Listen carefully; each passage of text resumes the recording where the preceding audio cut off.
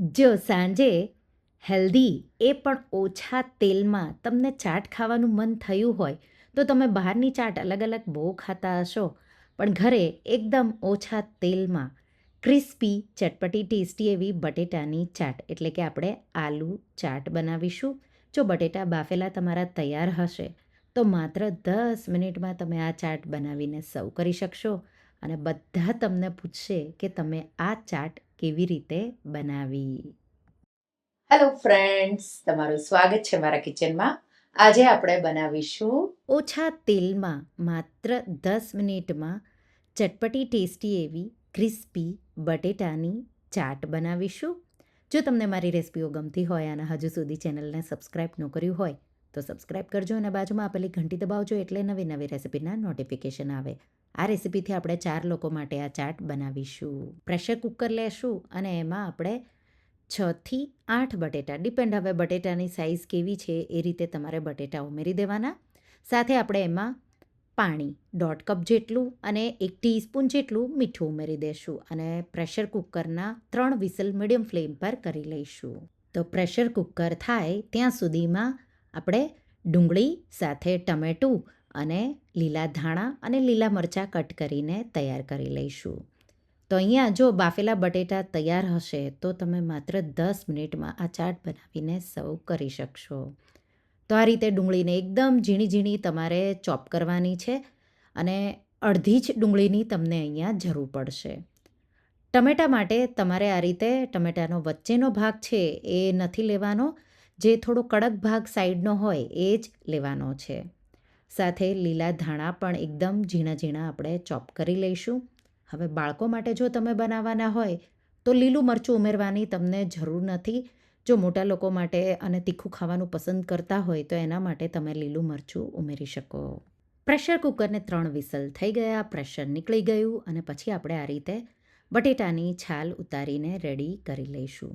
તો બટેટામાં હલકું ઠંડુ પાણી મેં ઉમેર્યું અને પછી આ રીતે એની છાલ કાઢી લઈશું. અહીંયા બટેટા વધારે બહુ ન બફાઈ જાય એનું ધ્યાન રાખવાનું, નહીં તો પીસીસ બરાબર નહીં થાય. તો અહીંયા નાના બટેટા હતા એટલા માટે મેં 3 વિસલ કર્યા. જો મીડિયમ હોય અને 2 પીસીસ તમે એના ટુકડા કરતા હોય તો તમારે માત્ર 2થી 3 વિસલ થાય અને પછી તરત પ્રેશર કાઢી અને પણ તમે બટેટા વાપરી શકો. હલકા કાચા રહેશે તો ચાલશે, પણ ઓવરકુક નથી કરવાના. પછી આ રીતે એક બોલમાં આપણે બટેટાના પીસીસ લઈ લઈશું અને એમાં થોડું સિઝનિંગ. તો મીઠું, તો અહીંયા મેં અડધી ટીસ્પૂનથી થોડું ઉપર મીઠું, સાથે એમાં 1 ટીસ્પૂન જેટલો મરીનો પાવડર અને કોર્નફ્લોર, તો 2થી 3 ટેબલ સ્પૂન જેટલો. તો અત્યારે મેં અડધા જ બટેટા લીધા છે એ રીતે મેં અહીંયા એમાં કોર્નફ્લોર, મીઠું અને મરીનો પાવડર ઉમેર્યો છે. અને તમારે માત્ર આ રીતે એને મિક્સ કરવાનું છે, ચમચાના મદદથી નહીં મિક્સ કરવાનું, નહીં તો બટેટા વધારે તૂટી જશે. આ રીતે હલકું એને કોટિંગ આવી ગયું, એને સાઈડમાં મૂકીશું. હવે પહેલાં ચટણી બનાવી લઈશું. તો આ હલકી ગરમ ચાટ હોય એટલા માટે આપણે બટેટાને પછી કૂક કરીશું, એ પહેલાં આપણે ચટણી બનાવવાની છે. મિક્સર જારમાં 1 કપ લીલા ધાણા, 1/4 કપ જેટલા ફુદીનાના પાન, સાથે અડધા લીંબુનો રસ નીચોવી દઈશું. મીઠું અડધીથી પોણી ટીસ્પૂન જેટલું, એક નાનો ટુકડો આદુનો, 2 ટેબલ સ્પૂન જેટલા ખારી શીંગના દાણા મેં ઉમેર્યા છે અને તીખાશ જોવે એ રીતે 3થી 4 લીલા મરચાં ઉમેરી અને આવી થીક એવી ચટણી વાટવાની છે. જરૂર લાગે તો માત્ર 1-2 ચમચી તમે પાણી પણ ઉમેરી શકો. ચટણી તૈયાર છે. બરફના ટુકડાથી તમે બનાવશો તો એકદમ ગ્રીન એવો કલર રહેશે. હવે પહેલાં આપણે ચાટની તૈયારી કરી લઈશું, પછી આપણે બટેટાને રેડી કરીશું. તો બોલમાં આપણે ડુંગળી, ટમેટાં, લીલા ધાણા, લીલા મરચાં અને જે ચટણી બનાવી છે એ અડધી ઉમેરીશું. સાથે આપણે એમાં 1 ટેબલ સ્પૂન જેટલો ટમાટો કેચઅપ, અડધા લીંબુનો રસ. લીલી ચટણી, લીલા મરચાં બેલેન્સ કરીને ઉમેરવાના, તીખું ન થઈ જાય ખાસ એનું ધ્યાન રાખવાનું. સાથે આપણે એમાં ચાટ મસાલો 2 ટીસ્પૂન જેટલો ઉમેરીશું. આ બધું અડધા બટેટા માટેનો મસાલો હું કરી રહી છું. સાથે અડધી ટીસ્પૂન જેટલું મીઠું, અડધી ટીસ્પૂન જેટલો મરીનો પાવડર ઉમેરી દઈશું. 1 ટીસ્પૂન જેટલો શેકેલા જીરાનો પાવડર ઉમેરી બધું આ રીતે તમારે મિક્સ કરી દેવાનું છે. તો આ રીતે તમારે પહેલેથી તૈયારી કરીને રાખવાની. થોડું મીઠાશ ટેસ્ટ માટે આપણે એમાં દાડમના દાણા, થોડી સેવ તો એ લાસ્ટમાં ઉમેરવાની છે, પણ મેં અત્યારે માત્ર મિક્સ કરવાની છું એટલે ઉપરથી ઉમેરી દીધું. હવે અહીંયા એક મોટો ટેબલ સ્પૂન જેટલું તેલ ગરમ કરીશું. અહીંયા મેં ઓલિવ ઓઇલ લીધું છે. તમે ઘી કે સાદું તમારું રેગ્યુલર તેલ હોય એ પણ લઈ શકો. અહીંયા માત્ર તમે 1 ટીસ્પૂન જેટલા તેલથી પણ એને ક્રિસ્પી કરી શકો. તો ડિપેન્ડ તમારે કેટલું તેલ વાપરવું એ તમારા પર છે. હવે આ રીતે બટેટાને તમારે બધી સાઈડથી ફેરવી હલકું એનું બહારનું લેયર છે એ ક્રિસ્પી અને ગોલ્ડન જેવો કલર આવી જાય એ રીતે ક્રિસ્પી બટેટાને કરી લેવાના છે. આ મેથડ તમારે ન ફોલો કરવી હોય તો તમે એર ફ્રાયરમાં પણ એને ક્રિસ્પી કરી શકો.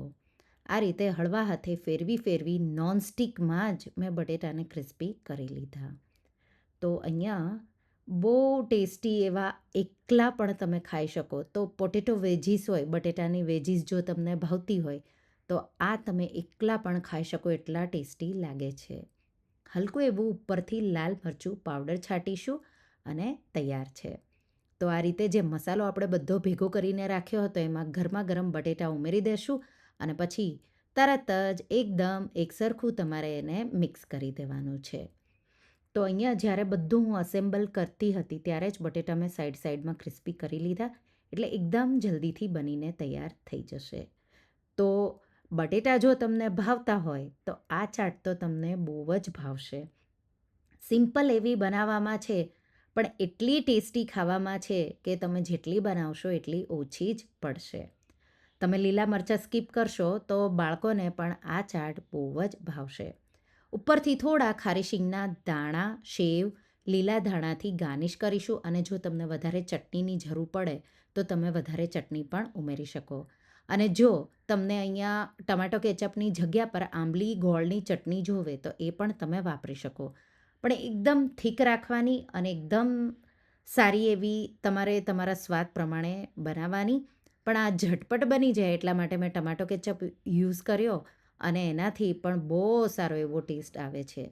જો તમે ક્યારેય આ રીતે ચટપટી ટેસ્ટી એવી બટેટાની ચાટ ન બનાવી હોય તો એકવાર રેસીપી ટ્રાય કરજો અને મને કમેન્ટમાં કહેજો કે તમને આ ઝટપટ બની જાય એવી ઓછા તેલમાં ચટપટી બટેટાની ચાટની રેસીપી કેવી લાગી. તો તમને આ રેસીપી કેવી લાગી મને કમેન્ટમાં જરૂરથી જણાવજો. અને હા, જો રેસીપી ગમી હોય તો વિડીયોને લાઈક કરજો, શેર કરજો અને મારા ચેનલને સબસ્ક્રાઈબ કરજો. અને આવી જ નવી રેસીપીઓ માટે તમે બેલ આઇકોન બટનને પ્રેસ કરજો. Thank you for watching.